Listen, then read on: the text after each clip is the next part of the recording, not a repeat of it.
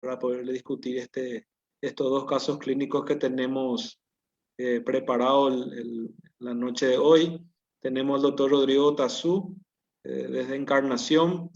Tenemos al doctor Ramón Acosta, desde Ciudad del Este. Tenemos al doctor Tulio Rojas, desde Asunción, del Hospital INERAM.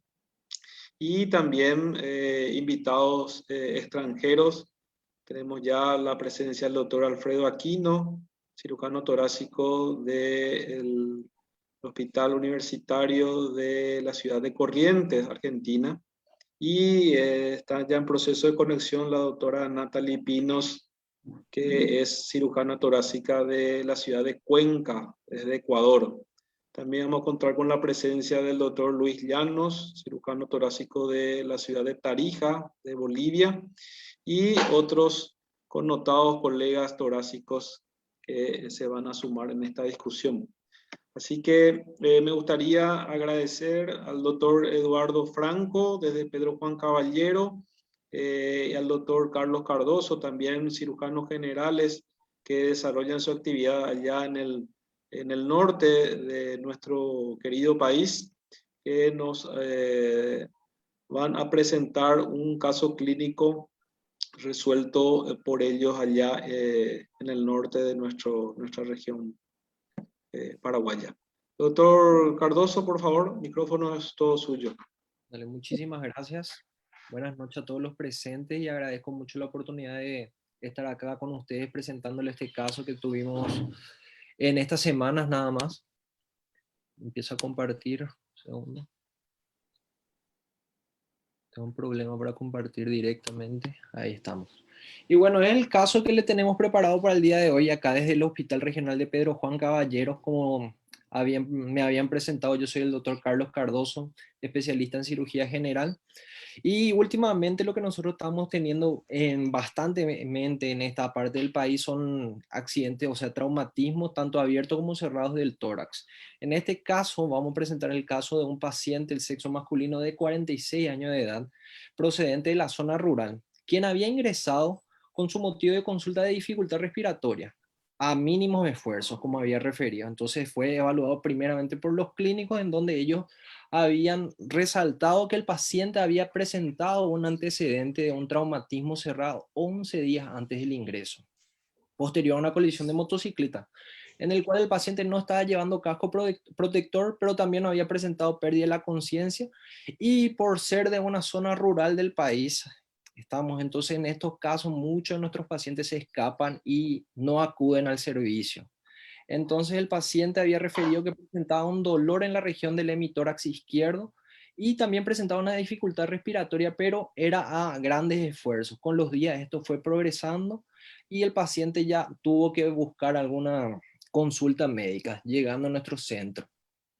La evaluación inicial de este paciente fue vías aéreas libres y permeables sin control de la columna cervical, tenía una regular mecánica respiratoria, estaba taquipneico, con una respiración superficial más notablemente en el hemitórax izquierdo. La hemodinamia del paciente se encontraba estable, el paciente se encontraba lúcido con un Glasgow 15-15, sin déficit motor ni sensitivo en los 4 miembros y en ninguna parte del cuerpo, y presentaba escoriación a nivel de miembros, tanto superiores como inferiores, y en el emitórax izquierdo, en donde también presentaba un hematoma en dicha región. En la evaluación secundaria, nos fuimos directamente al aparato respiratorio, aparte de haber revisado los otros aparatos y sistemas, en donde nos dimos cuenta de un tórax asimétrico a expensas de las escoriaciones que presentaban ese hemitórax del lado izquierdo, disminución de los movimientos respiratorios en dicho nivel, las vibraciones vocales y la expansión están disminuidas a dicho nivel también, y tenía también una percusión mate, desde el campo medio hasta la base del emitórax izquierdo, y el murmullo vesicular se encontraba abolido también del mismo lado. El resto, repitiendo de nuevo, del abdomen y nada de eso se encontraba sin alteraciones. Doctor Cardoso, justo ahí me ganaste, los signos vitales te iba a ver. Los signos vitales, como ven acá, la frecuencia cardíaca 89 latidos por minuto, la frecuencia respiratoria se contrata, taquipneico con 25 respiraciones por minuto, la presión 122 por 85 milímetros de mercurio, estaba bien el paciente estable hemodinámicamente, la temperatura normal 37.2 grados Celsius y la saturación de oxígeno se encontraba ligeramente disminuida con 94% en el aire ambiente. Entonces, en ese momento nosotros solicitamos la realización de una radiografía simple de tórax, en donde pudimos constatar una opacificación del tercio, o sea, de la base del emitor izquierdo y ligeramente del tercio medio. Pero concluimos con esta radiografía que era un hemotórax grado 1. Entonces, ¿qué conducta tomaríamos en ese momento? Nosotros acá en el Hospital Regional de Pedro Juan Caballero manejamos el trauma cerrado de tórax como lo indica la TLS. Nosotros hicimos la hidratación parenteral del paciente, pese a no encontrarse hemodinámicamente estable, la analgesia porque el paciente sentía dolor a nivel del emitor izquierdo, sin presentar en ruptura de costillas. O2 por cánula nasal a 2 litros por minuto. Realizamos una antibiótico terapia profiláctica con amoxicilina sulbactam. Hicimos la solicitud de analítica sanguínea. Indicamos la colocación de tubo de drenaje pleural en el quirófano y internación en sala común. Caroso, te voy a parar un ratito ahí, un ratito. Si no contás hoy, no tenemos para discutir más. Dale, perfecto. Un ratito, doctor Caroso. Estamos en un paciente traumatizado, un traumatismo de 11 días de evolución.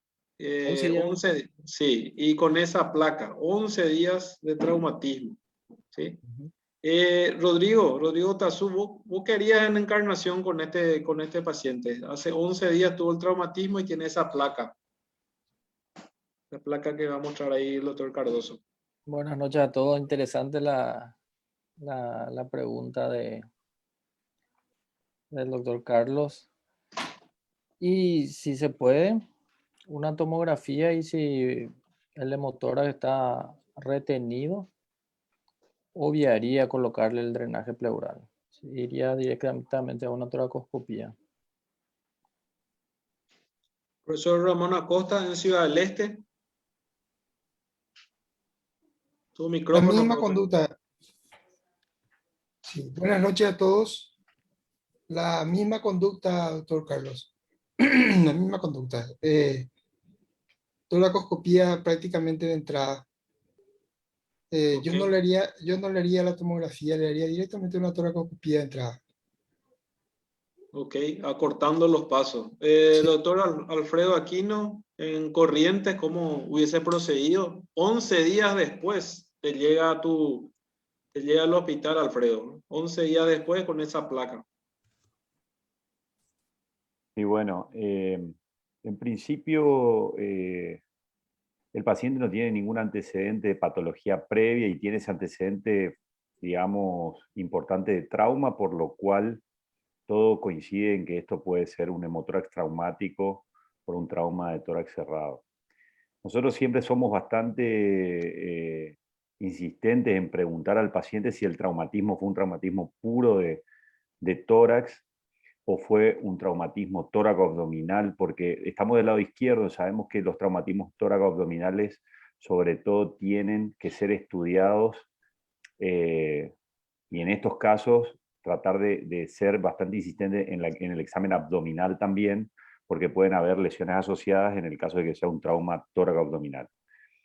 Me parece que al pasar 11 días y el paciente no tener ninguna clínica, no debería tener nada abdominal, no relató hematuria, no relató ninguna otra aparente caída del hematocrito, entonces no debería tener ninguna lesión abdominal. Sin dudas, completaría con algún estudio abdominal, si se puede hacer, como dijo el doctor Otazu, de hacerle una tomografía de tórax, pero no solo tórax, sino tórax y abdomen para ver y descartar lesiones asociadas, me parece importante. Y yendo un poco a lo que hablaron los colegas, que es cierto, la tendencia es ir y acortar los pasos a directamente hacer una toracoscopía. Ahora, no es tan sencillo a veces hacer un diagnóstico diferencial, sobre todo si no tiene neumotórax, de si el hemotórax está o no retenido directamente con una placa. y se le puede acortar el procedimiento a un paciente haciendo solamente un drenaje tórax. Es difícil a veces tener esa certeza. Entonces, por ahí nosotros, si solamente en la tomografía vemos que el drenaje o el derrame está libre, colocaríamos solo un drenaje y me parece que con eso podemos solucionar. No estoy diciendo que nosotros no hacemos, generalmente cuando tiene neumotórax asociado y van tantos días de evolución, somos también un poco la tendencia de hacer toracoscopía de entrada. Pero es discutible, me parece que todas las conductas están acordes. Hay que ver en dónde uno está y con qué medios para la hora de probablemente la toma de decisión. ¿Sí? La Sí, es muy doctora, importante. sí, la doctora Natalie Pino, creo que ya se conectó. Natalie, desde Ecuador.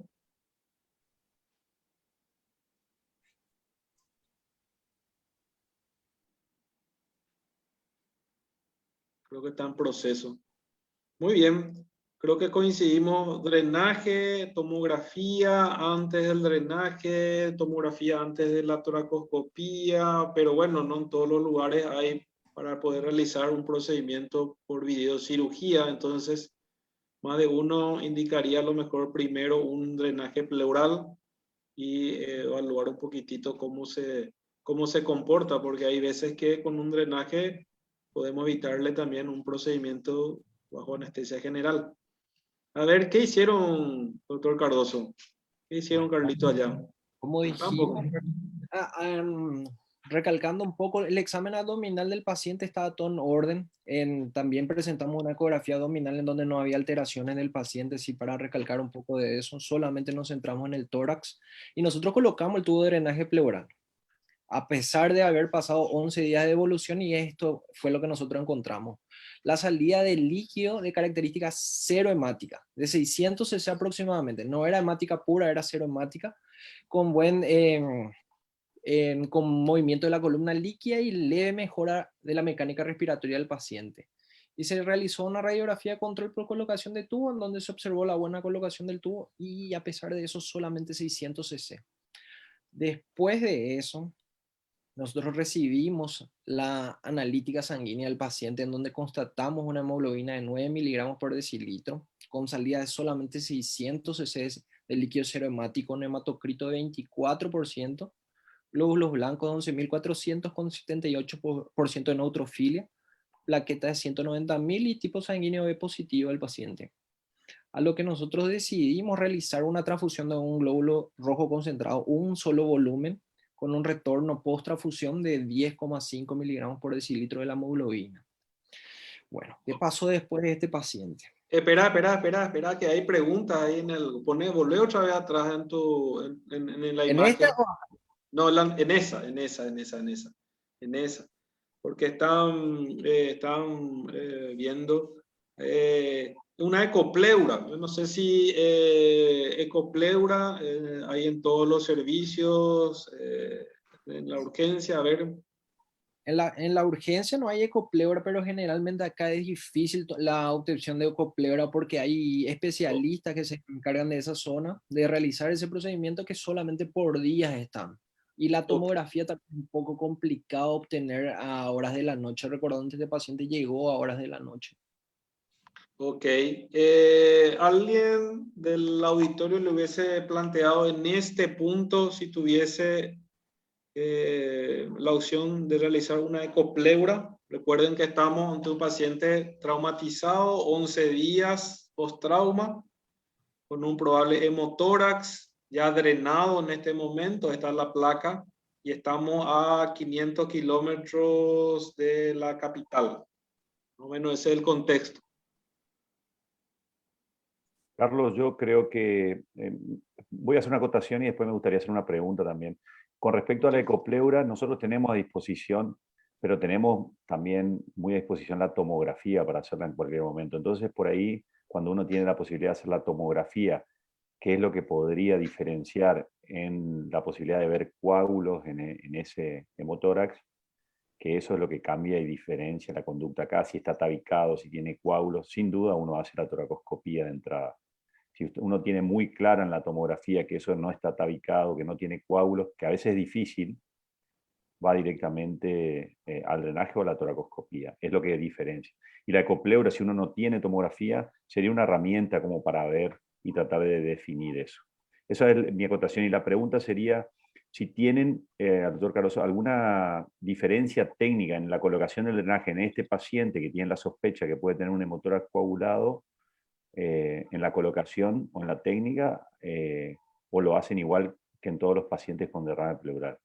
Lo hacemos igual, quinto espacio intercostal entre la línea axilar anterior y la línea axilar media. Quinto sexto, de la misma manera, con colocación del tubo hacia la región inferior, pero en este caso se quedó en la parte superior y posterior. Porque en realidad nosotros no fuimos los médicos que habíamos colocado el tubo. Pero nosotros por lo menos, así como me colocó a mí y el doctor Chaparro, que somos de acá, nosotros colocamos de la misma manera en tanto un hemotórax de pocas horas o de varios días de evolución. Ok, a ver, hay una... Vamos a evacuar el tema de ecopleura versus tomografía. Tulio, teniendo las dos posibilidades, ¿cuál te es mejor a vos? Buenas noches, un saludo a todos. Yo creo que se tendría bien clara la conducta en este caso ante la presencia de un paciente con hemotórax traumático y no teniendo otras comorbilidades ni posibilidades de patologías. Yo creo que con la simple radiografía de tórax se impone, como todo derrame pleural, investigar las características del líquido. Se impone una punción pleural. Si sale líquido hemático, como es lo esperado, yo creo bastante correcto, sobre todo ahí en el sitio donde se desarrolla este caso, instalar un tubo de drenaje pleural, sin más trámite. A continuación, ver la evolución. Si la evolución postoperatoria resulta excelente, con buena aireación pulmonar en los controles radiográficos, probablemente eso es el tratamiento definitivo. Si eso no ocurre, ya avanzaría directamente a una tomografía buscando la presencia de organización secundaria debido a la sangre dentro de la cavidad pleural. Ok, y la respuesta para Alfredo, ¿varía el sitio de colocación del drenaje? Y en general no mucho. En cuanto si es sangre, lo buscaríamos colocar en el sitio más declive y procurar llegar al sitio donde haya mayor cantidad y evacuarlo de esa manera. Pero no hay grandes diferencias. Yo quiero En cuanto a la lanzar una... ecopleura, Sí. disculpa, en cuanto a la ecopleura, Carlos, no creo que guarde gran relevancia, a no ser que, porque si el líquido estuviera muy tabicado, con la punción, o sea, con la punción, al no obtener líquido por la semiología, evidentemente yo ya iría directamente a una tomografía pensando que eso estaría muy organizado. Yo quiero lanzar una pregunta a los panelistas, porque acá el doctor Cardoso nos presenta un caso de 11 días posterior al traumatismo.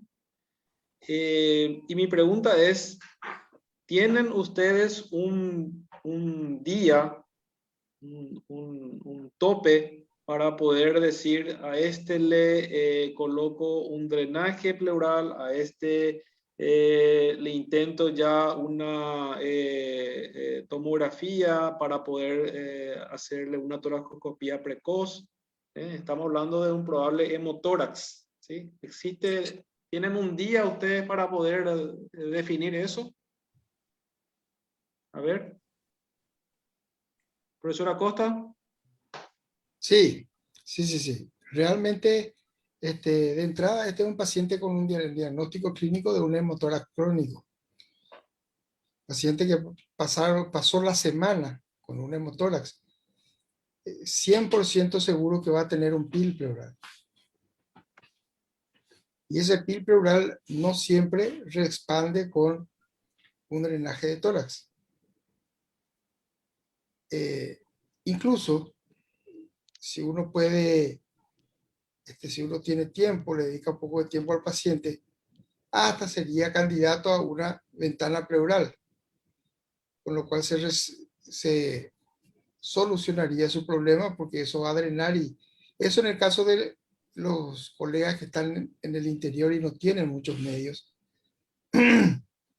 Sin embargo, si nosotros estamos en ciudades grandes donde tenemos toracoscopía, y bueno, tenemos la toracoscopía que obvia la tomografía y hace el tratamiento a la vez, Ok. salvo que en la toracoscopía encontremos lesión del diafragma, ¿verdad? Con la consecuente indicación de tratar eso. Ok, más o menos entonces una semana. A ver un poco, Natalie Pino desde Ecuador. ¿Tenés un tiempo, Natalie? No sé si me escuchás, un tiempo a partir de, bueno, una semana para adelante ya no intento drenaje pleural en motora, ya voy directamente a una toracoscopía. ¿Cómo están con todos? Buenas noches. Perdón, no puedo estar con la cámara porque estoy a través del teléfono y va muy lento el internet cuando conecto la cámara. Bueno, viendo el caso y todos los comentarios que ustedes han hecho, pensando en un paciente politraumatizado de más de 10 días de evolución que tiene esta radiografía con un derrame pleural del lado izquierdo con curva de Damasó, pues yo la verdad es que sí sería de la idea de como primera opción hacerle una tomografía de tórax y de acuerdo a eso decidir, ¿no? Porque si yo veo que es un derrame libre, independientemente del tiempo que ha pasado del traumatismo, pues yo sí intentaría colocarle un tubo de tórax. Pero si en la tomografía yo veo múltiples tabiques o veo colecciones ya encapsuladas, que yo sepa que el drenaje no va a funcionar, pues voy directamente hacia una toracoscopia. Pero creo que la tomografía, en caso de existir esa posibilidad, sería algo básico para decidir cuál va a ser el siguiente paso o el primer paso a seguir en este caso. En caso de que ustedes o que en la zona en donde ocurrió este caso clínico no tuvieran acceso a la tomografía, yo creo que otra opción y que es muy buena y muy rentable, pues también es la ecografía, porque la ecografía también me ayudaría a ver si el derrame está libre o tabicado para ver cuál sería el siguiente paso. A mí no me parece una mala idea si yo veo que en la tomografía o por ecografía veo que el derrame realmente está libre, pues a mí no me parece una mala opción poner un tubo de tórax, porque muchas veces con un simple tubo de tórax se soluciona el problema del paciente, tiene una buena evolución y no hemos sido muy agresivos, pero todo dependería de los exámenes iniciales. Yo no tomaría una decisión solo con una radiografía, al menos en un primer momento. Ok, gracias Natalie, gracias. A ver, doctor Cardoso, vamos a seguir, si no, no vamos a resolver tu caso. Dale. ¿Qué hicieron ustedes? Nosotros colocamos el tubo de drenaje pleural Sí, señor. en el día del ingreso, así como dijimos, y también le transfundimos al paciente un volumen con una mejoría leve de la hemoglobina. Posterior a eso, entonces, en su tercer día de internación, el paciente amanece lúcido, hemodinámicamente estable, con una regular mecánica respiratoria, con disnea leve. Estaba febril de 38.5 grados y con una saturación a tope, o sea, dentro de los rangos normales. Y el débito por el tubo de drenaje pleural en las últimas 24 horas era menos de 100 cc de un líquido seroso. Entonces a nosotros nos llamó mucho la atención esto, de que el líquido estaba muy seroso y el paciente estaba haciendo fiebre, por lo que nosotros ahí solicitamos la tomografía. ¿Por qué no pedimos antes la tomografía? Porque generalmente nuestro centro hospitalar no cuenta con tomografía horario nocturno. Es por algo de esta parte del país. Entonces, en un día normal, entre semanas, nosotros pedimos la tomografía del paciente, que fue la siguiente, en donde nosotros podemos ver a nivel del hemitórax izquierdo justamente una hiperdensidad que llega desde el ápice hasta las bases, en la parte posterior, como se puede observar ahí, y llegamos a la conclusión de que nos encontramos frente a un hemotórax retenido. Esto estamos en el día ya El tercer 14. día Sí, sería pero el ya día 14, día después 14. 11 días y después 3 días de internación. Ok, día 14 post-trauma. Día 14 post-trauma con esta tomografía. Rodrigo, ¿qué planteas al ver esta tomografía? ¿Qué plantearía vos en encarnación ya? Tiene un drenaje, sigue velado el emitor a izquierdo, hace fiebre el paciente, ya el drenaje da un líquido ceroso.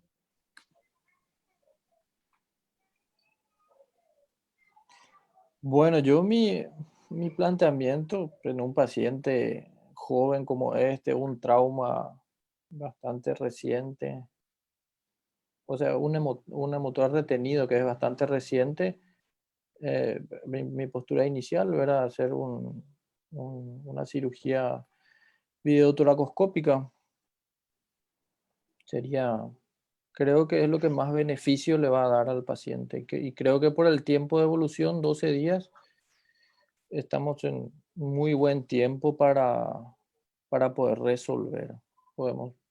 Yo creo que ni siquiera será muy complejo todavía. ¿Qué hicieron, doctor Cardoso? Nosotros realizamos la toracoscopía justamente, en donde nosotros pudimos constatar que existían adherencias laxas, en donde con maniobras romas nosotros pudimos separar esto y aspirar la sangre que se encontraba. Hicimos video asistida. Ya creo que termina un poquito el ruido.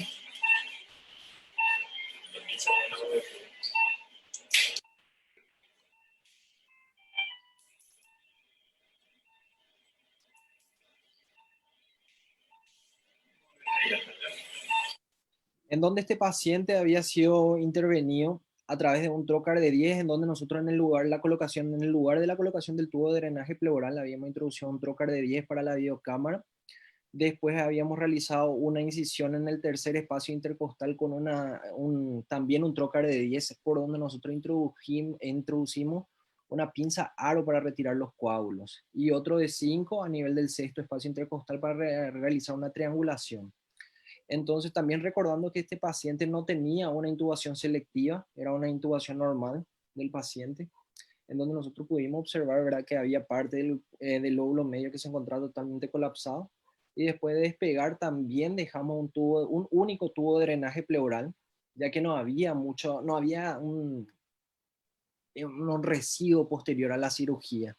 Es corto el video, lo que se puede ver. No tuvimos una buena filmación de esto mostrando cómo nosotros retiramos a través de la pinza de aro los coágulos mayores, pero realizamos lavado y aspiración también. Entonces, como por último, también dejamos un tubo de drenaje pleural como había mencionado. Excelente, doctor Cardoso, excelente. ¿La evolución del paciente? Es la siguiente.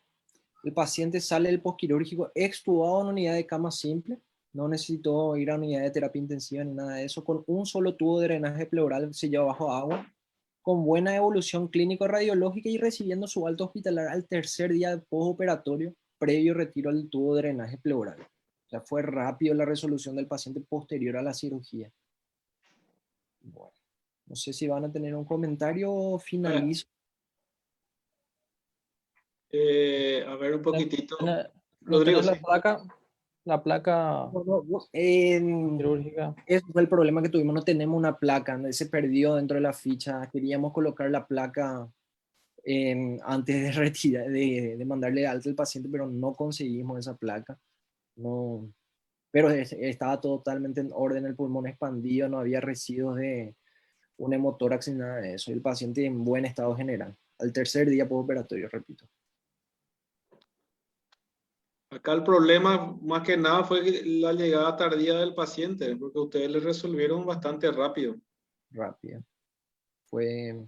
Entonces, de su ingreso 3 días posterior, ahí nosotros notamos entonces que el tubo de drenaje pleural le estaba dando un dedito ceroso, el paciente con fiebre, no sabemos si el hematoma ya se está infectando.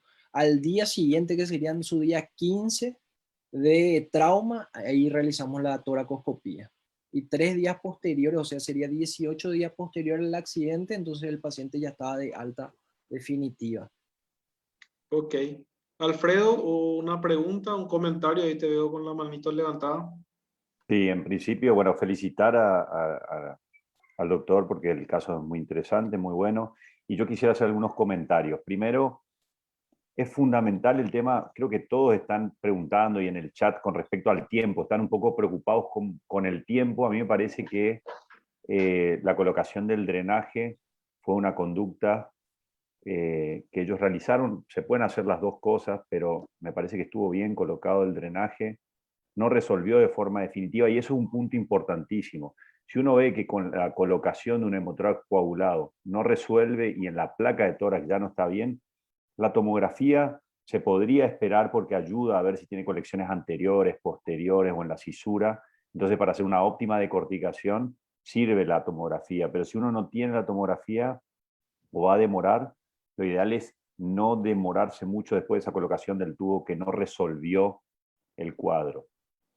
Con respecto a una cuestión técnica, me parece importantísimo la colocación del drenaje. Vos habrás visto que quedó en la tomografía el drenaje bien bajo, casi cerca del diafragma y del pericardio. Entonces, un detalle técnico en la colocación de drenaje en paciente con trauma, que a uno puede llegar hasta tener una hernia diafragmática, no sabe, ustedes no sabían en principio si era puro derrame, era lo más posible, pero puede tener uno un trauma, una hernia diafragmática, etc. Entonces, en esos casos nosotros tratamos de colocar el drenaje un poco más alto, cosa de no tener la posibilidad de lesionar o diafragma o tener una hernia diafragmática. Con respecto a la cirugía de estos pacientes, es importantísimo la intubación selectiva. Nosotros la hacemos con broncoscopio, pero me parece que la intubación selectiva, cuando la puedan tener, ayuda mucho a completar una correcta decorticación. Y con respecto a lo que dijo el doctor de un drenaje, nosotros, por lo menos hasta el día de hoy, usamos en la mayoría de los casos, yo le diría 99%, solo un drenaje siempre. Lobectomías, decorticaciones, empiema. La tendencia, creo yo, es ir dejando siempre un drenaje o cada vez menos. Y mi pregunta sería si dejaron antibiótico terapia, en este caso, que también a veces he discutido.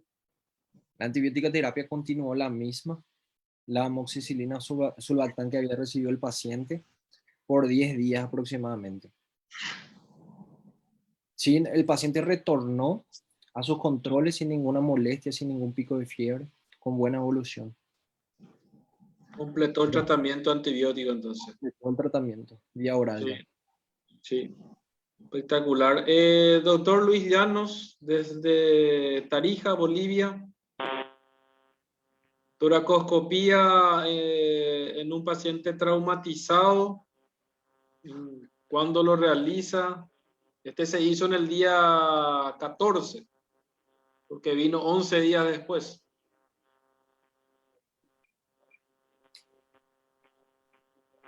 No te escuchamos, Luis.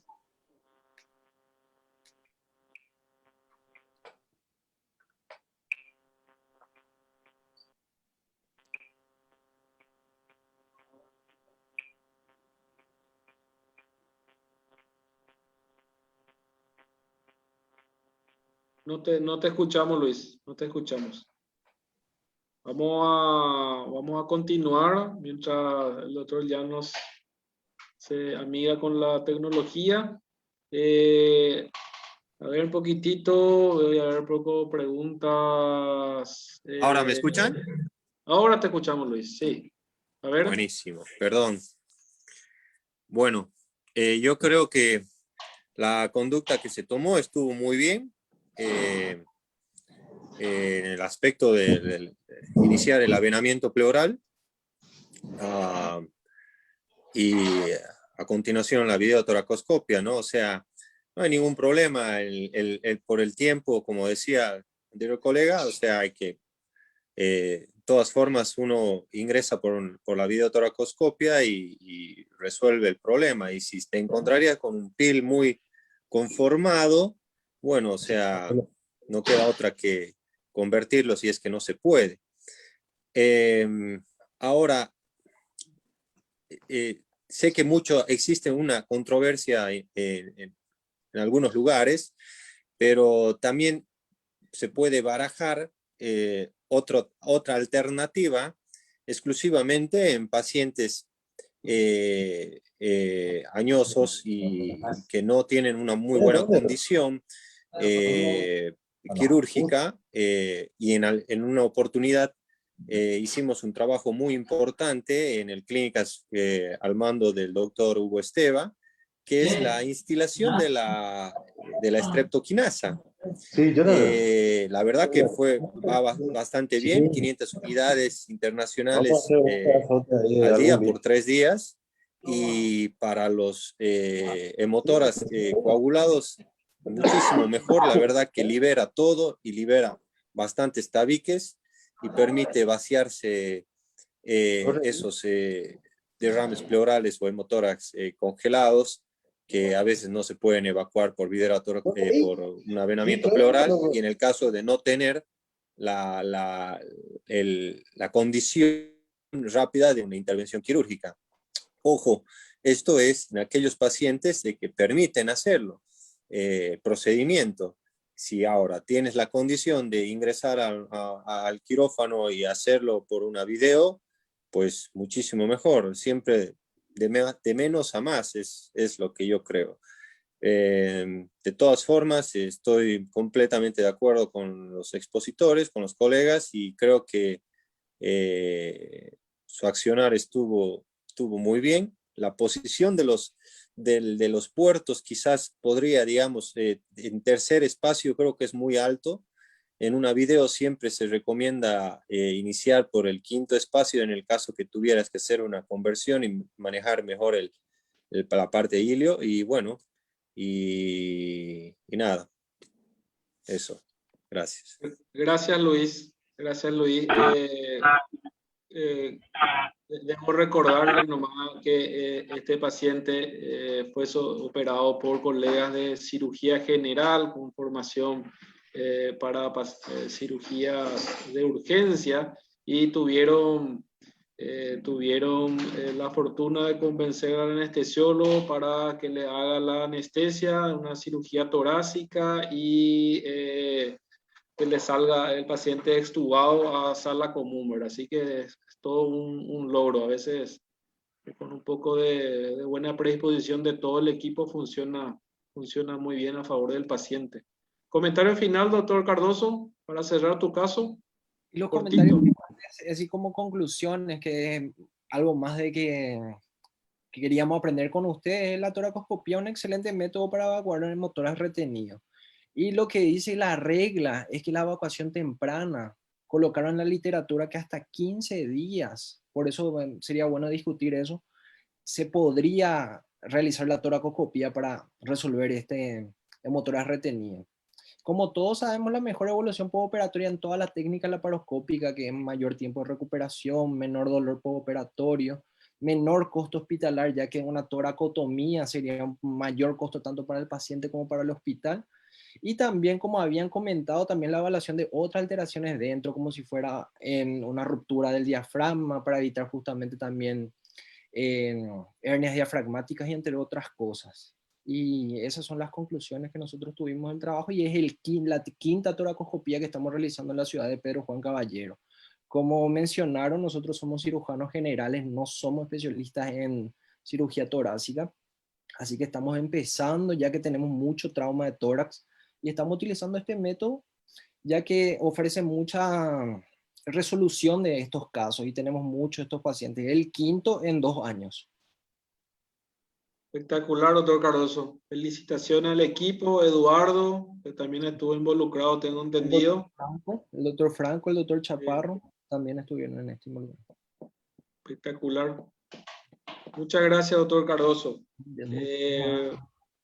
Vamos a pasar al segundo caso clínico.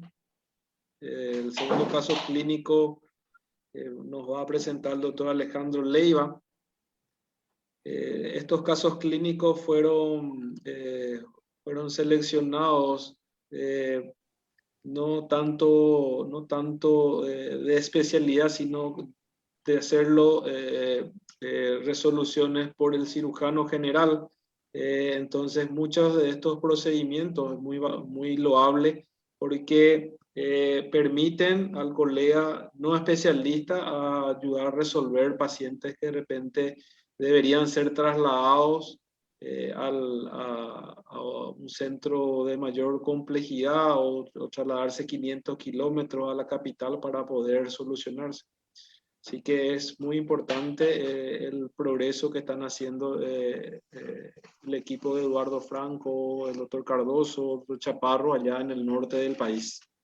Doctor Alejandro Leiva nos va a presentar otro caso clínico. Doctor Leiva es integrante del Instituto Nacional de Cardiología, el Hospital San Jorge.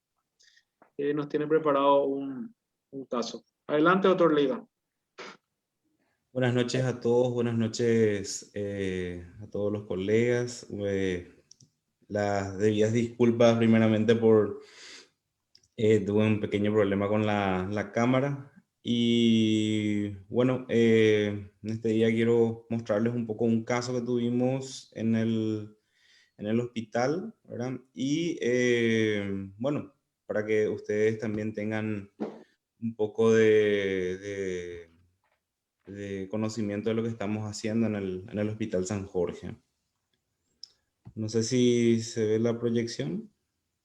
Se ve perfecto, Ale. Hay que poder darle pantalla completa si querés. Ahí Ok. estamos. Excelente. Adelante.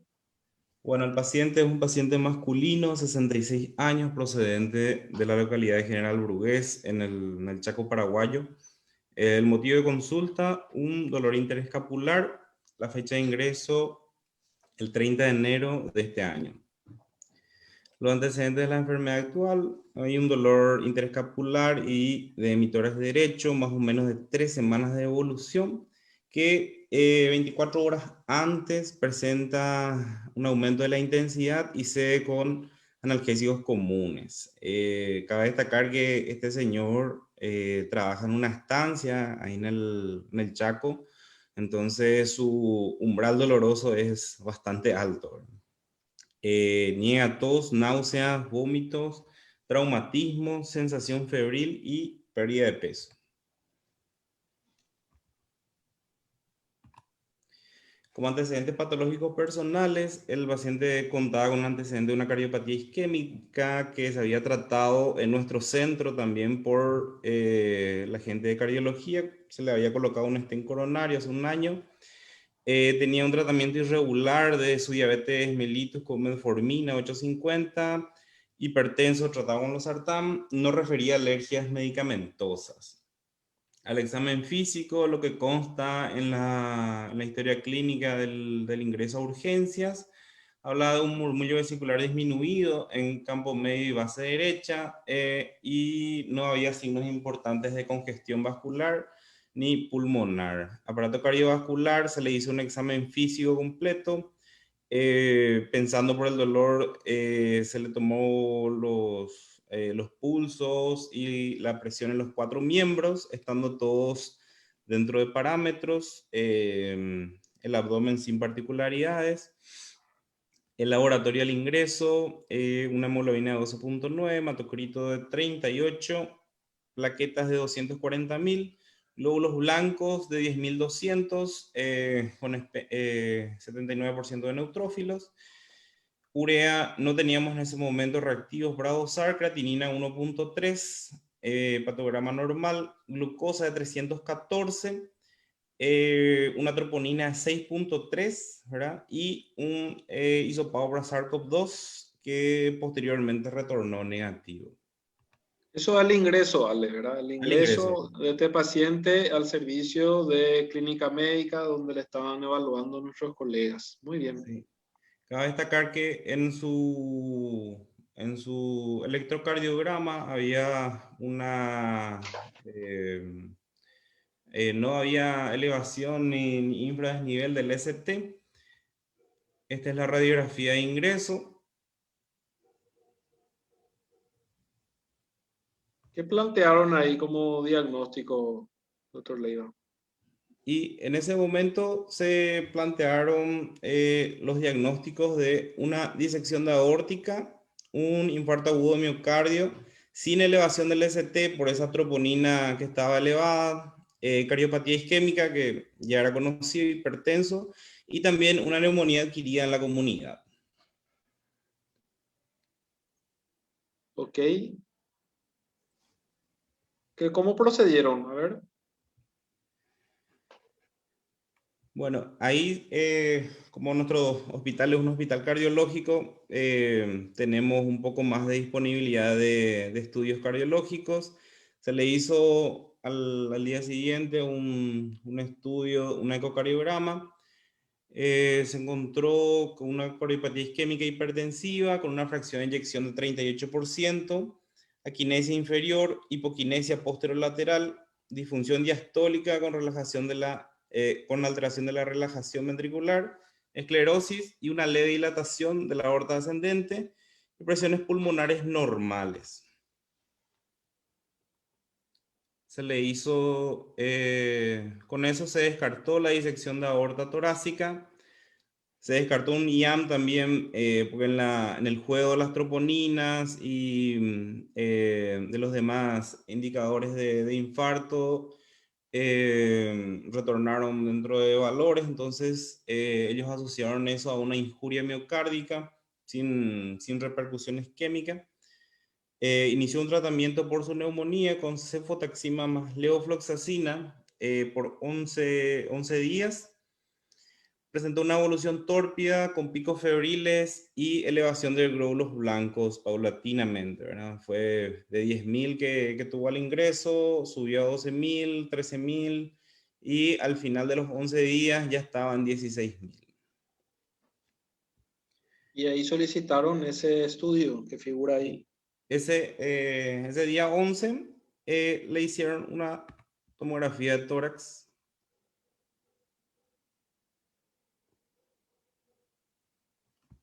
Tenemos un paciente cardiópata, cardiopatía isquémica con STEM, una neumonía no resuelta aparentemente y fiebre.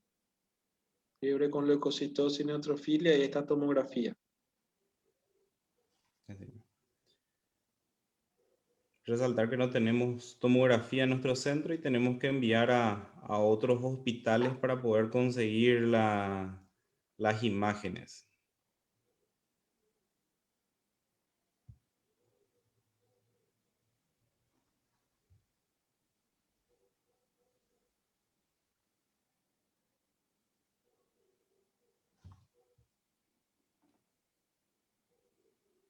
La ventana mediastinal, donde hay un velamiento, la parte posterior del emitoras derecho, asociado con condensación.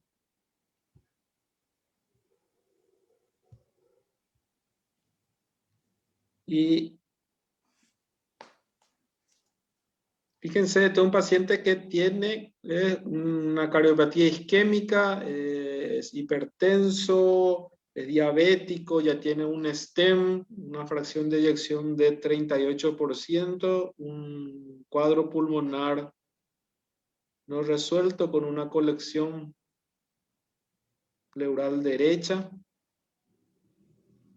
Doctor Miguel Ade, ¿qué hubiese propuesto con este paciente? Miguel creo que ya se conectó.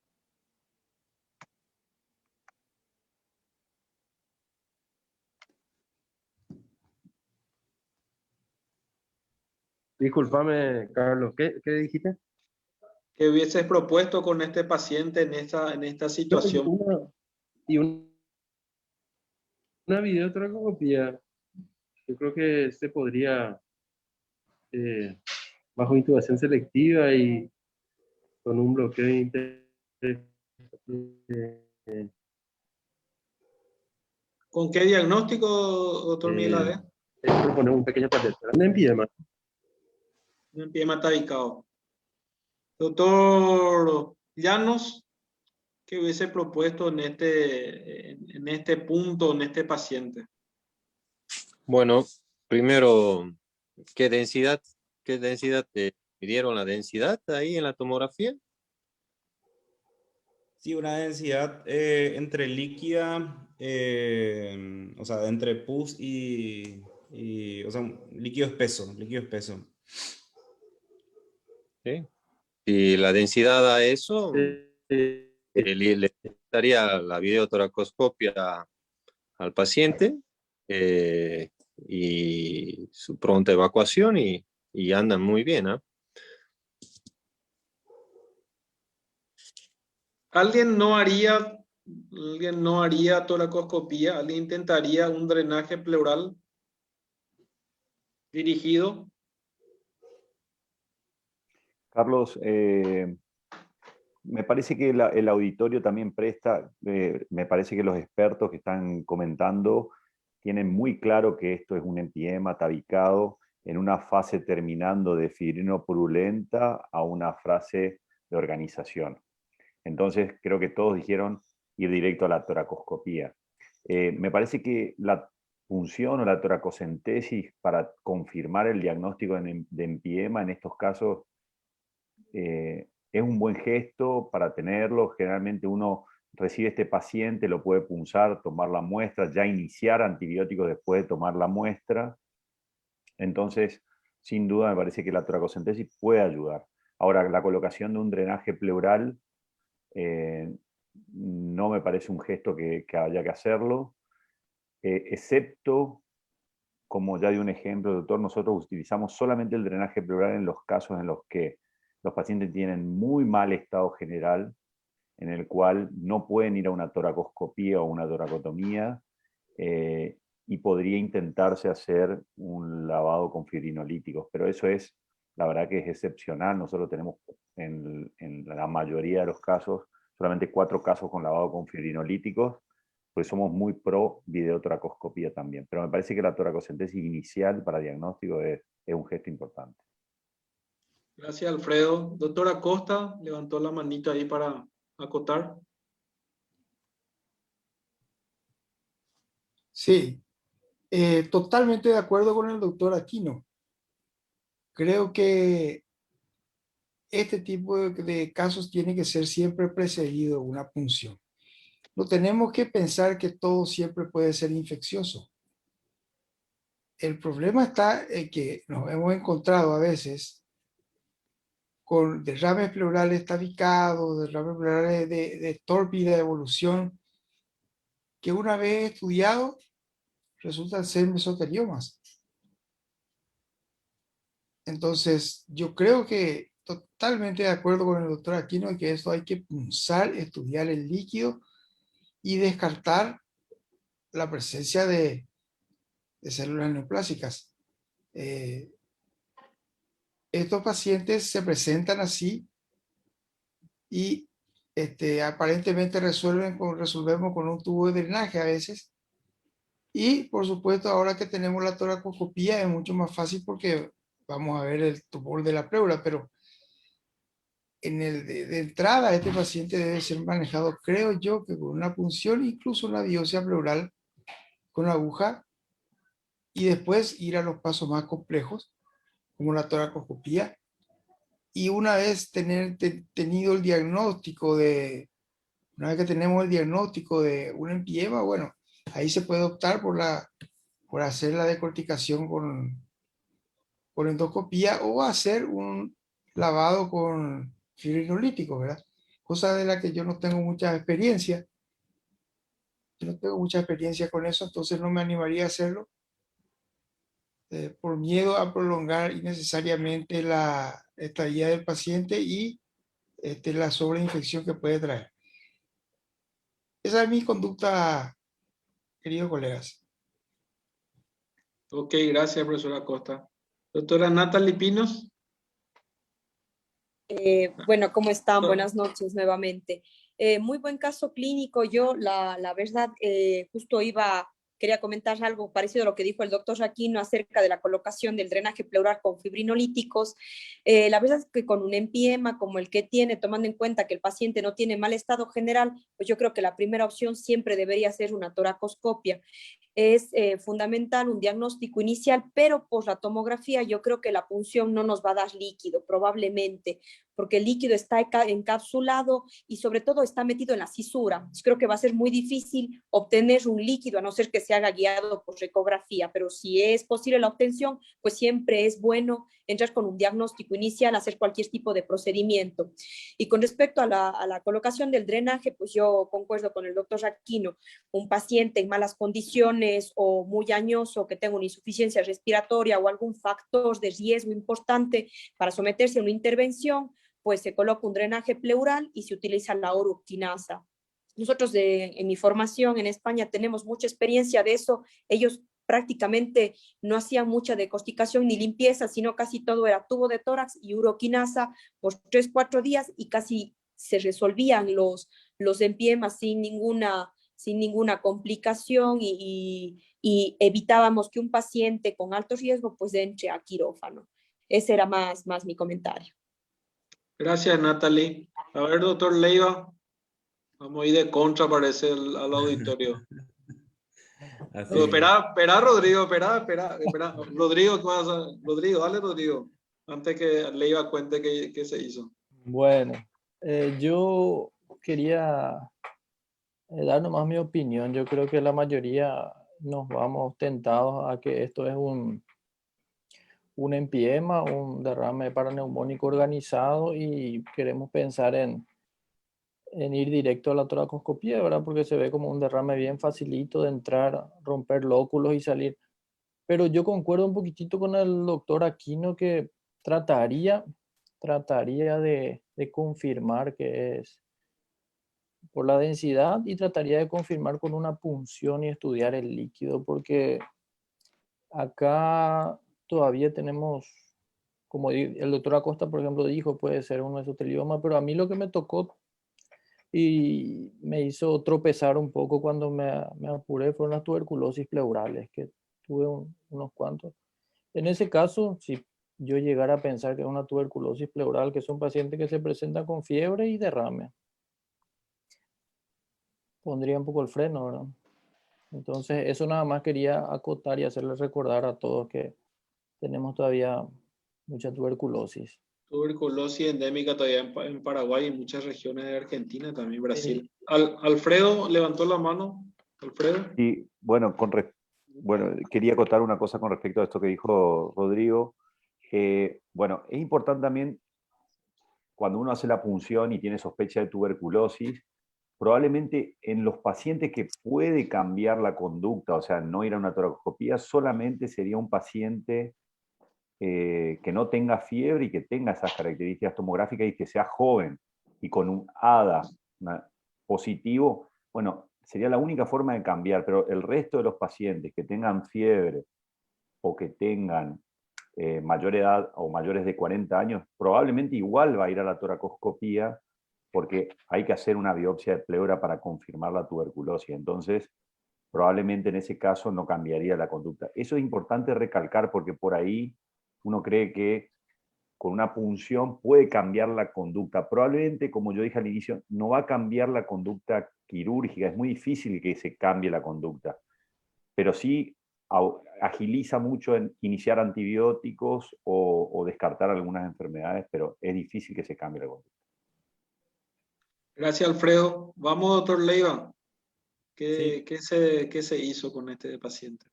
Bueno, inicialmente se hizo una toracocentesis diagnóstica, ¿verdad? Y como le hicimos la punción en una sala de radioscopía, optamos también por colocarle un drenaje guiado bajo pantalla radioscópica, ¿verdad? Eso hicimos el 1502. No es muy buena nuestra placa, pero esa es la placa post-punción, post-drenaje, perdón. Se le debitó 200 de entrada de líquido purulento franco. Y bueno, el paciente sintió una mejoría en cuanto al dolor, en cuanto a la dificultad respiratoria que inicialmente tenía. Y bueno, continuó con los antibióticos y continuó también con con las medidas antiisquémicas que estaba recibiendo.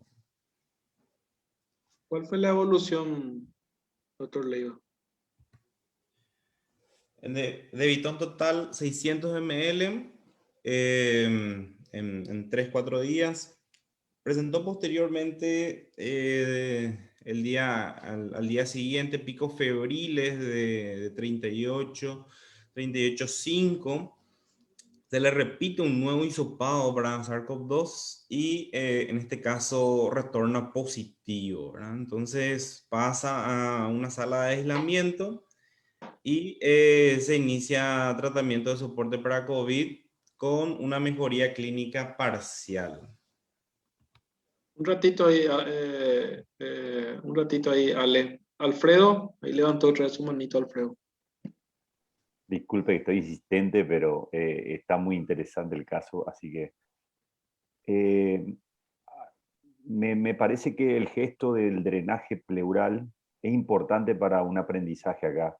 Se ve muy claramente en la placa posterior a al drenaje de tórax, que la evacuación fue insuficiente. Ese es un concepto que tiene que quedar, que cuando en la tomografía el empiema está tabicado, es sinónimo de toracoscopía o toracotomía, según lo que uno tenga en su medio, pero tiene que optimizar el drenaje, excepto como por ahí habla Alejandro, de que uno necesita de forma urgente llevar una mejoría clínica. Pero el gesto del drenaje pleural debería quedar solamente en el caso de que necesitemos mejorar la cuestión clínica de urgencia, pero ese paciente debe ir a una toracoscopía o toracotomía. Ahora cambia un poco, me parece, con el diagnóstico de COVID, y ahí pasaría un poco en juego ver si se podría iniciar, en vez de llevarlo a quirófano, los fibrinolíticos, pero eso sería bueno para discutirlo. Vuelvo a hacer una puesta a punto. Este es un paciente cardiópata, hipertenso, diabético mal controlado, una cardiopatía isquémica con un stent coronario. Tenía, a ver un poquitito qué más, era fracción de eyección 38%, ¿sí? Que no se le hizo un tratamiento no agresivo de entrada con un drenaje pleural de antibióticos, y durante la internación se constata COVID positivo. Ahí estamos, en esta situación tenemos ahora el contexto. ¿Cómo seguimos, doctor Leiva? Bueno, posteriormente se hizo una reunión clínica con los clínicos infectólogos, ¿verdad? Hubo un descenso de blancos, mejoría clínica, dentro de todo el paciente estaba estable, buena presión, entonces se decidió el retiro del drenaje pleural porque ya no evitaba, no oscilaba nada. Persiste si bien esa imagen de colección localizada sin empeoramiento, y se le da la alta hospitalaria el 22 de ese mes, ¿verdad? Con planes de una tomografía cuando complete su periodo de aislamiento, ¿verdad? Que sería del 16 al 14 días más, ¿verdad? Hasta el 30 hubiera estado aislado, y ahí se haría su tomografía, ¿verdad? Porque el único lugar que está haciendo ahora pacientes COVID tomografías es uno solo y está bastante saturado, ¿verdad? Entonces, nos llegamos a la conclusión de eso, y bueno, y ahí plantear un tratamiento quirúrgico.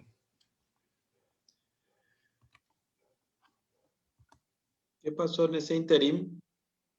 4 días después hay un reingreso del paciente, presenta un shock mixto, sepsis de punto de partida pulmonar y un shock cardiogénico también, ¿verdad? Se le inicia drogas vasoactivas, noradrenalina, también dobutamina para mejorar la contractilidad miocárdica. Se le inicia antibióticos de amplio espectro, piperacilina, sulbactam, vancomicina, dosis plena. Queda en sala de reanimación, ¿verdad? Pues en ese momento todavía no teníamos lugar para nuestros pacientes COVID en la terapia, entonces quedó 2 días en la reanimación con una evolución estacionaria, y es trasladado a una UTI COVID de un servicio tercerizado el 28. Ahí se le inicia un sistema de alto flujo, se le continúan medidas para COVID, continúan antibióticos, y el paciente permanece estable, ¿no? Y se le repite su tomografía el 1 de marzo.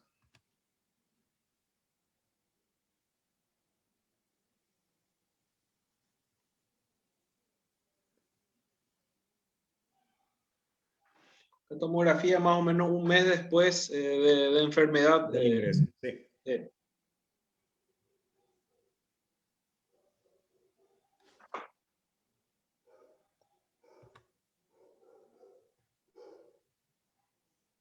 Paciente COVID positivo, alto flujo en terapia, no estaba todavía intubado, con un cuadro infeccioso,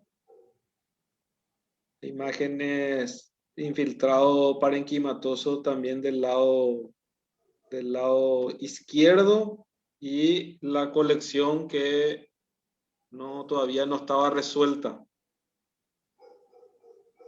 No se ve tan bien acá tu imagen, Ale. Sí, no es tan buena la calidad del video Sí, que me mandaron. sí, pero hay una colección posterior en el hemitórax derecho, tabicado.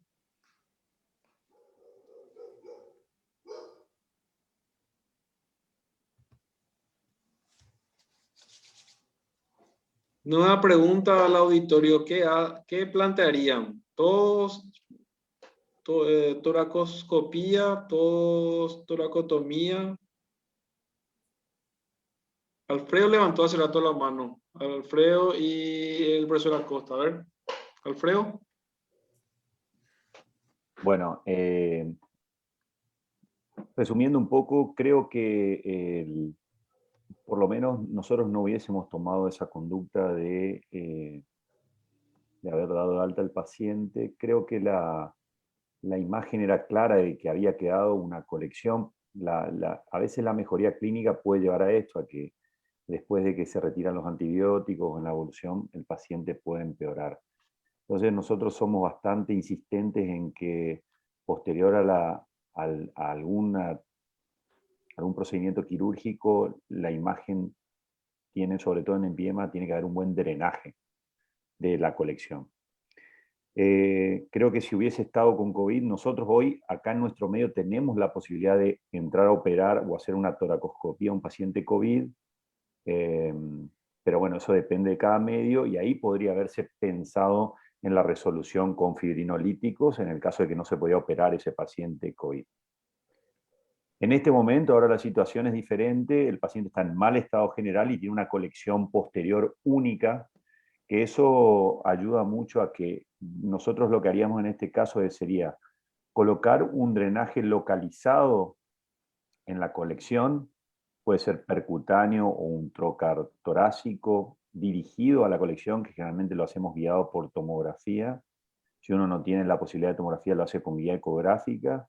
Drenaríamos la colección hasta que el paciente mejore el cuadro séptico y después se puede manejar con una toracostomía o una ventana pleurocutánea según cómo evolucione el paciente.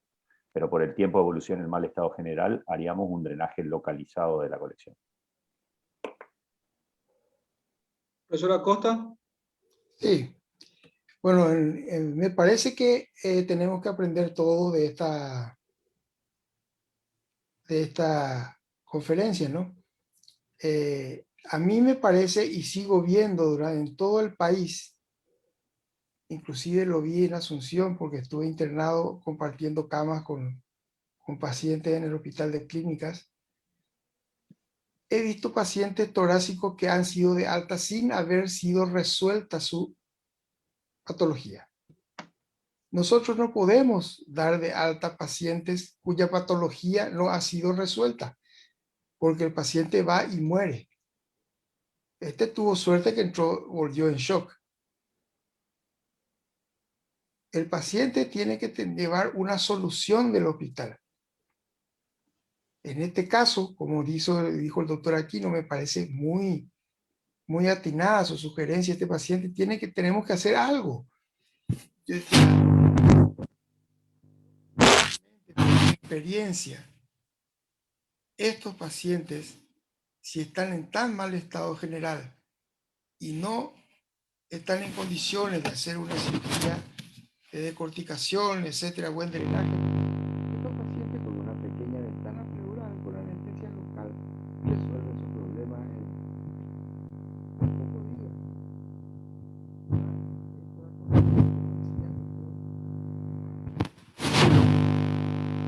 supuesto que de entrada a este paciente, que si estoy en su reingreso, le hago una toracostomía. A este paciente en particular, si es un paciente que está en muy buen estado general y todas esas cosas, bueno, le hago una toracoscopía, pero a este paciente le hago de entrada una toracostomía. Gracias, profesor. Doctor Tulio Rojas. Tulio, lo hubiese planteado en el INERAM, hospital COVID. Ahí está.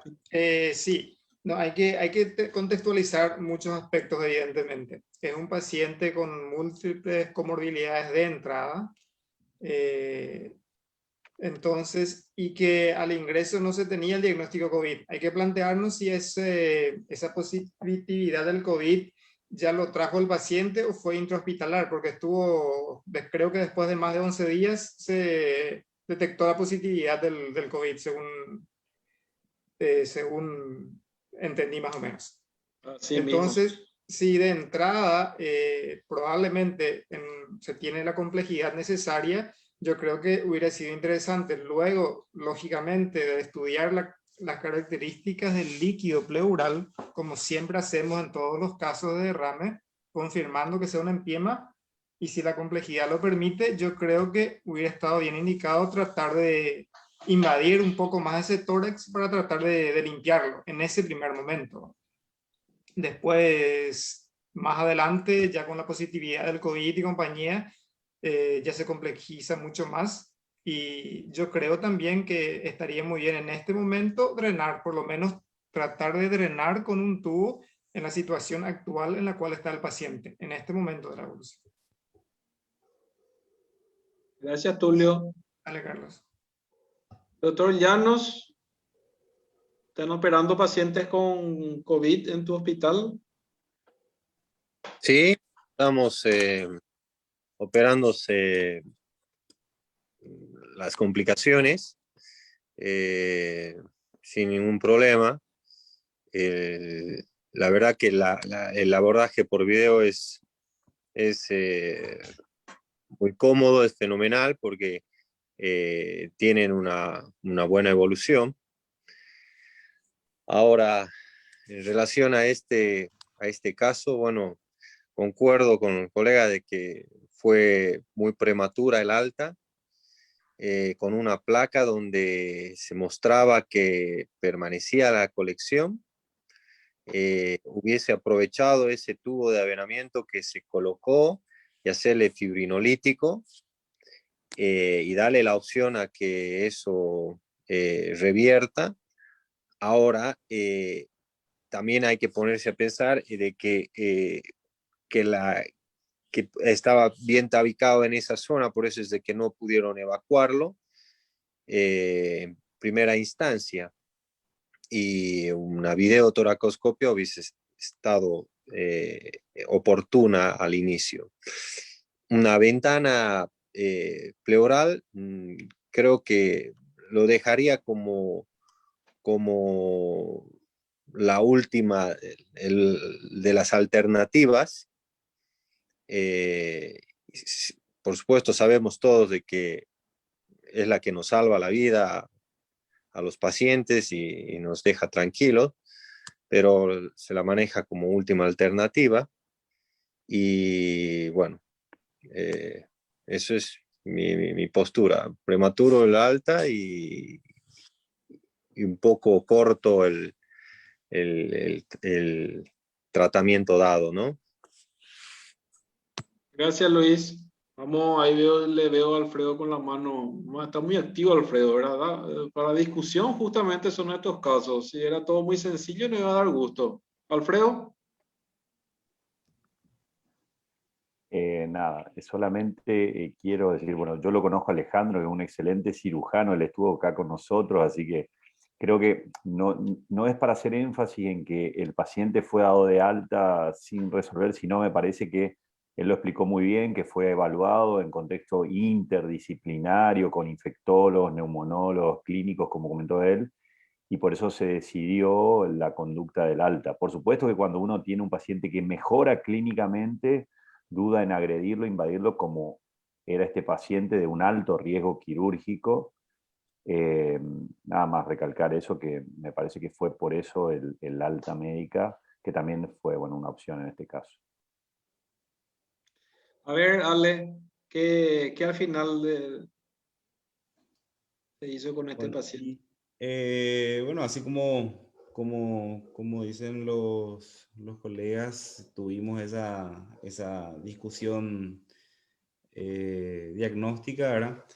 Y bueno, y decidimos hacerle un drenaje pleural percutáneo derecho, más un toilet pleural por el drenaje y dejarle en aspiración continua a ese drenaje, ¿verdad?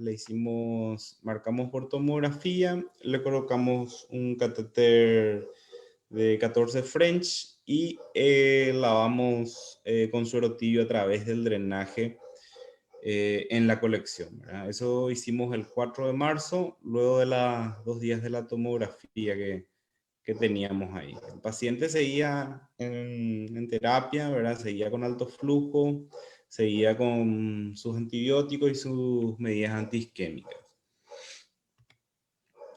Esta es la placa post-drenaje de este paciente.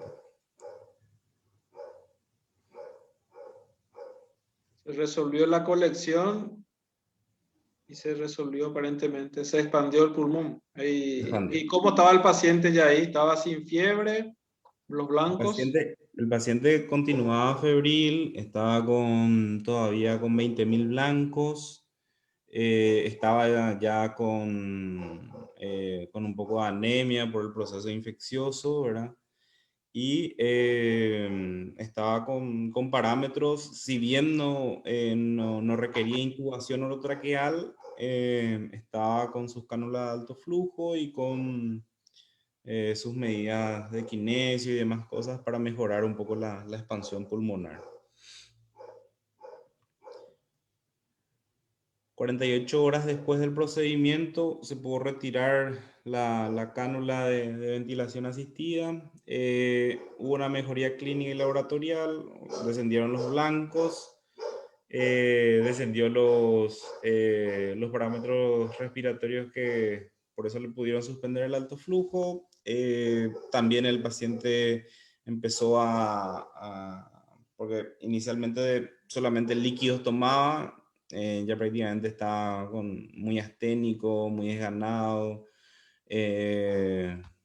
muy hipotónico. Entonces, una vez que mejoró esta colección, bueno, empezó a nutrirse más y mejoró el estado y la semblante del paciente. Se le realiza una nueva tomografía de control el 11 de marzo.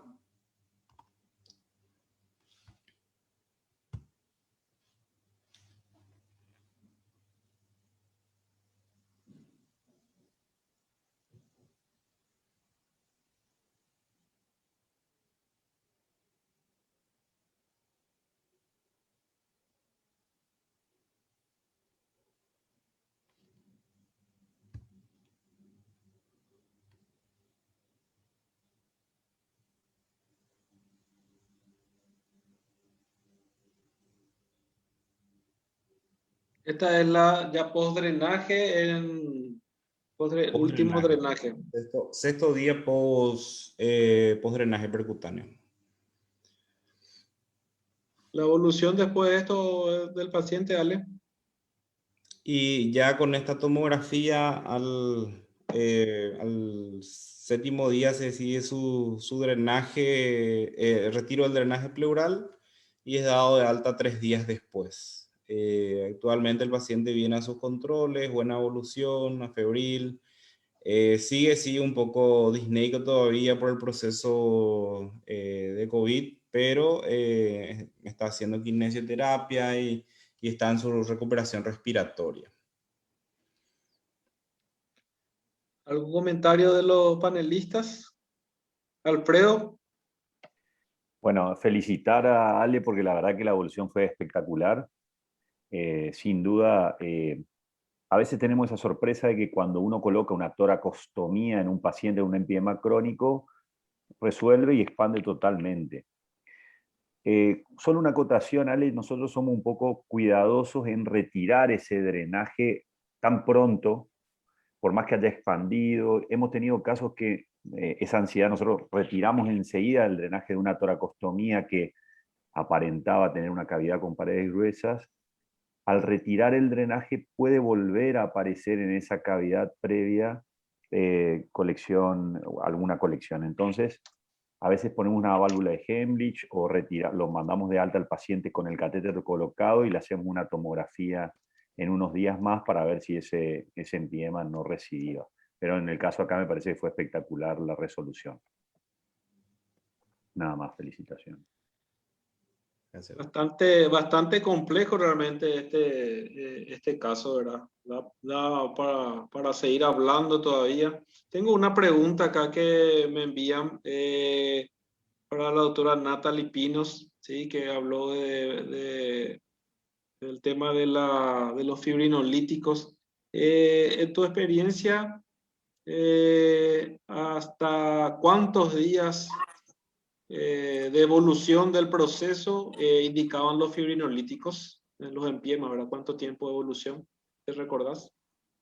Sí, bueno, nosotros inicialmente se colocaba un drenaje pleural, luego del drenaje pleural se hacía una radiografía de control a las 24 horas y si veíamos que con esta radiografía no mejoraba, como por ejemplo en el caso que acaban de presentar, pues ahí empezábamos con los fibrinolíticos, ¿no? Dependiendo del estado del paciente. Siempre la mejor opción va a ser entrar a limpiarlo, pero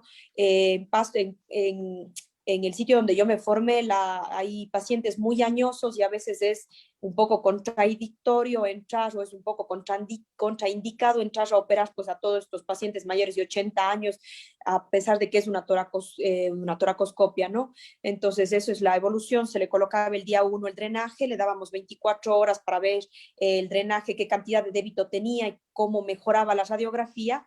Y si veíamos que el débito era escaso o a pesar de que hay un débito bueno, vemos que queda todavía sucia la radiografía, pues empezábamos con uroquinasa, que era el fibrinolítico que nosotros utilizábamos, y lo utilizábamos hasta por 48 horas, por 2 días, utilizábamos 200.000 unidades internacionales cada 8 horas, le colocábamos a través del drenaje, dejábamos clampado el drenaje durante 2 horas, esas 2 horas que estaba cerrado el drenaje, hacíamos que el paciente se mueva, se haga hacia adelante, hacia atrás, hacia un lado, hacia el otro, mucha fisioterapia para que se expanda, ¿no? Para que se esparza lo que es la uroquinasa y veíamos según la tolerancia. Había pacientes que toleraban las 2 horas sin ningún problema, pero había pacientes que tenían mucho dolor porque sigue siendo muy agresivo, es un fibrinolítico y les causa dolor y mucha inflamación. O sea, había pacientes que toleraban media hora, había pacientes que toleraban 1 hora y otros que toleraban las 2 horas. Pues esto se iba tratando de regular según cada paciente. El tratamiento lo hacíamos mínimo por 48 horas y a las 48 horas hacíamos una nueva radiografía y decidíamos, ¿no? Si veíamos que con esto ya fue suficiente y mejoraba, pues lo dejábamos así. Y si veíamos que a pesar de la uroquinasa no mejoraba, pues tratábamos de mejorar la condición clínica del paciente porque al final iba a necesitar una toracoscopia o una toracotomía dependiendo del grado de empiema en el que se encontraba en ese momento. Pero ese era más o menos el manejo que nosotros teníamos y no tuvimos problemas de lo que yo recuerdo, mi formación, nunca tuvimos problemas de sangrado. El problema mayor que teníamos era el dolor el momento que se colocaba el fármaco, eso sí. Gracias, Natalia. Ahora, gracias. Eso, bueno, por comentario, hace un par de, ¿qué será? Hace un mes más o menos, vino un paciente igualmente añoso, con un empiema, lo manejó otro colega, le puso un tubo de tórax y le puso un fibrinolítico, no me acuerdo ahora mismo cuál fue, no fue la uroquinasa.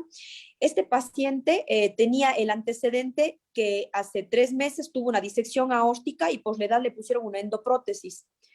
Le dieron ese tratamiento con fibrinolítico, estuvo creo que 3-4 días, le dieron el alta y regresó a los 10 días séptico, parecido al caso, ¿no? Regresó séptico, a pesar de que se limpió todo con la uroquinasa, y si quieren les puedo compartir la foto. Yo le puse, lo que le hice a este paciente, le puse un nuevo drenaje, pues básicamente tuve como 2 litros de pus cuando salió, pero como no se limpió, mejoramos el estado clínico y entramos a operar. Y cuando entramos a operar vimos esto. estaba expuesta a la endoprótesis, la uroquinasa se había comido la pared de la aorta. También hay que tener un poco de problema, de cuidado, ¿no? con el uso de este tipo de sustancias. Eso. Gracias, Natalie. Impresionante la foto. Alfredo. Sí, solo recalcar, me parece que sería interesante, que Natalie tiene mucha experiencia en el uso y que lo ha usado mucho en su formación, recalcar ahora cuál es la indicación actual para ella de los fibrinolíticos. Nuestra indicación puntualmente actualmente es solamente en casos de alto riesgo quirúrgico en una cirugía o casos especiales. Si no, somos pro videotoracoscopía y creo que todos los cirujanos que están acá tienen la posibilidad de tener un toracoscopio en el medio donde trabajan. Entonces, es importantísimo este concepto porque si no puede generar un poco de confusión a los cirujanos en formación por ahí, a que el uso de la streptokinasa es algo mandatorio. Y he leído varios trabajos también de que algunos grupos, sobre todo en pediatría, intentan primero la streptokinasa o la uroquinasa como tratamiento y el no solucionarlo con el fibrinolítico lleva a una toracoscopía con más dificultad posteriormente. Entonces sería muy interesante que con la experiencia de ella diga en qué casos lo están utilizando actualmente.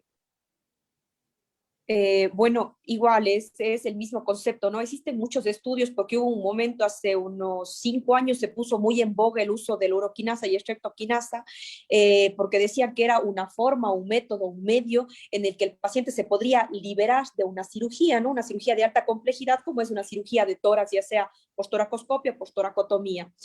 Pero es verdad que esto al final fue entrando poco a poco en desuso, porque sí se veían problemas, al menos en las grandes series que presentaron, sí se veían problemas sobre todo de sangrado, ¿no? Dolor, molestias en el momento de la colocación y sangrados. Entonces, al final se fue restringiendo un poco el uso, ya no se hacía tan expansivo de que a todos los pacientes como protocolo, pues un tubo de tórax, si el tubo de tórax no sirve, pues uroquinasa, y si la uroquinasa no va, pues vamos a la decorticación, ya sea postoracotomía o postoracoscopia. Poco a poco se fue limitando por estos inconvenientes que presentaban y actualmente la utilización de la uroquinasa está limitado para pacientes añosos con comorbilidades o que tengan alguna contraindicación, ya sea respiratoria, cardiológica, etcétera, que me impida a mí entrar a operar en quirófano. Y en este momento ahora, por ejemplo, en la pandemia, otro de las indicaciones que nosotros hemos sumado, pero como grupo, es la falta de terapia intensiva, que a veces estos pacientes pueden no despertarse por las necesidades de oxígeno, por las malas condiciones. Digo, claro, yo le limpio en quirófano, probablemente mejore, ¿no? Porque le estoy disminuyendo la infección, pero puede requerir de 24 a 48 horas de ventilación mecánica. Y la falta de terapia intensiva, pues ahora mismo nos está haciendo que regresemos un poco a indicaciones previas. Pero la verdad es que el uso de la uroquinasa es el mismo que ustedes, ¿no? Pacientes dañosos o con comorbilidades que sepamos que no vayan a tolerar una cirugía tan grande como la de tórax, o a veces como un tratamiento puente, ¿no? Un tratamiento puente, yo veo que el paciente está muy séptico, está en malas condiciones, puede fallecer durante la cirugía, pues le pongo su tubo de tórax, le empiezo su tratamiento con uroquinasa, le dejo un poco más estable, inicio su antibiótico terapia, le dejo sus vasoactivos, lo que sea, le mejoro clínicamente al paciente y en 2-3 días, si veo que la uroquinasa no sirvió, pues el paciente entraría a quirófano. Y de lo que ponen en la pregunta que veo que ponen del público, no se utiliza mucho en hemotórax porque pueden tener el problema de sangrado. Eso ya está un poquito más en desuso, pero en el empiema sí, en casos muy, muy puntuales. Gracias, Natalie. Tenemos dos colegas del auditorio que quieren dar una pregunta al panel. Si nuestro equipo técnico, Carlos, puedes darle micrófono al doctor Héctor Herrera, por favor. Sí, cómo no.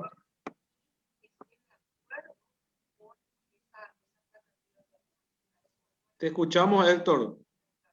La pregunta para el auditorio, para los colegas acá en el panel. Adelante, doctor Héctor, puede habilitar su micrófono. Te escuchamos, Héctor.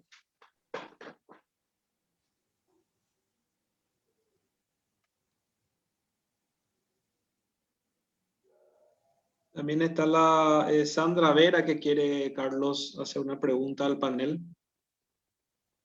Micrófono habilitado. Adelante, Sandra.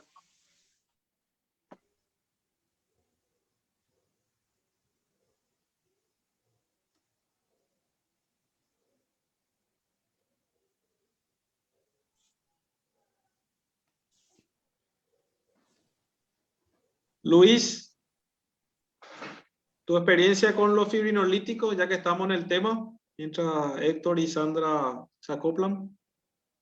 Bueno, nosotros donde me formé en el Clínicas teníamos una casuística muy importante dentro de un trabajo que se hizo que fue uno de los trabajos más grandes en Buenos Aires. Nunca tuvimos sangrado, nunca. Estamos hablando de un número muy grande. Se usó en piemas, se usó en derrames pleurales tabicados y se usó en hemotórax congelados. Y el uso prácticamente de elección eran aquellos pacientes añosos en las unidades de terapia o pacientes añosos con muchas comorbilidades que eran bastante riesgoso entrar a una actividad quirúrgica.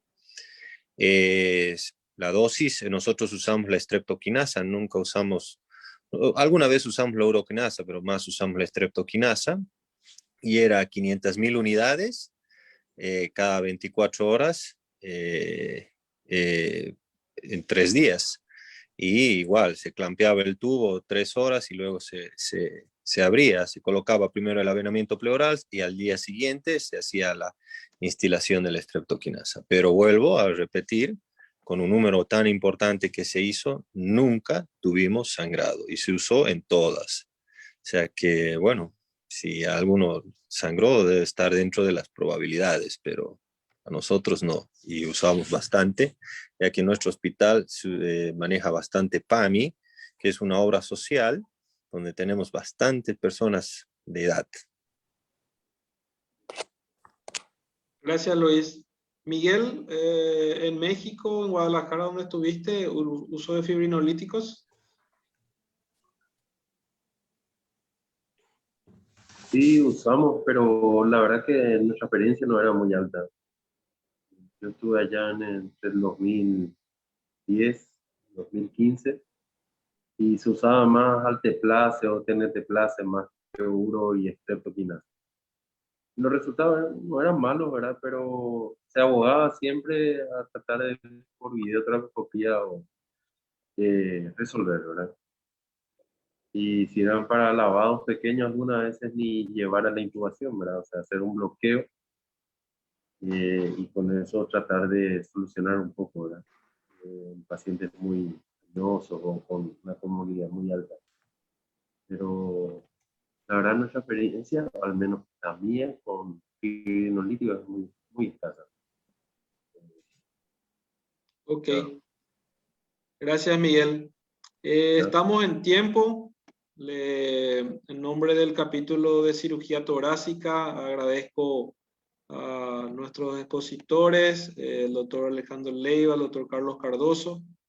Agradezco a Eduardo Franco, que estuvo conectado con nosotros también, nuestro panelista, el profesor Ramón Acosta, el doctor Tulio Rojas, el doctor Rodrigo Tazú y nuestros invitados internacionales, el doctor Alfredo Aquino, un primo hermano más del capítulo, Luis de Bolivia, Luis Llano y Natalie Pinos desde Ecuador. Muchas gracias a la Sociedad Paraguaya de Cirugía por la invitación, doctor William Villalba, para poder cerrar el webinar de hoy, por favor. Muchas gracias. Muchas gracias, doctor Carlos Arce. Excelente coordinación, muy buena reunión. Felicitaciones a los dos grupos que presentaron sus casos clínicos. La verdad que aprendemos todos, por más que no estemos en el área, pero los que hacemos guardia todavía, de repente hace bien actualizarnos en estos temas. Gracias a todos los panelistas, tanto nacionales como extranjeros, que nos acompañaron hoy. Y como saben, estamos pasando una situación difícil en el país, tanto en toda la región con el tema de la pandemia, así que nuestras palabras de aliento a todo el personal de Blanco que está en la lucha en la primera línea y muchos colegas que están peleando por la vida en este momento. Así que nuestro deseo de recuperación para ellos. Bueno, quiero invitarles a nuestra próxima reunión en 2 semanas con la colaboración del capítulo paraguayo del Club del Páncreas del Paraguay, con la jornada o el webinar actualización en el manejo del cáncer de páncreas. 2 expositores de primer nivel conocidos, el doctor Hugo Marchese desde Francia y el profesor Mariano Jiménez desde Buenos Aires, Argentina, nos estarán acompañando, así que están todos invitados. Muchas gracias una vez más y buenas noches a todos.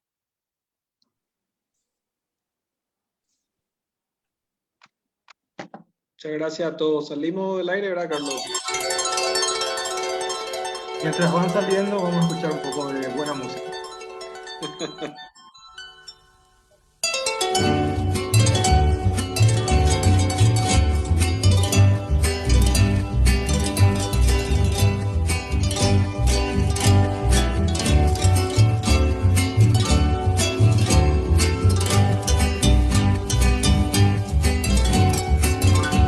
Muchas gracias a todos. No, Carlos, gracias.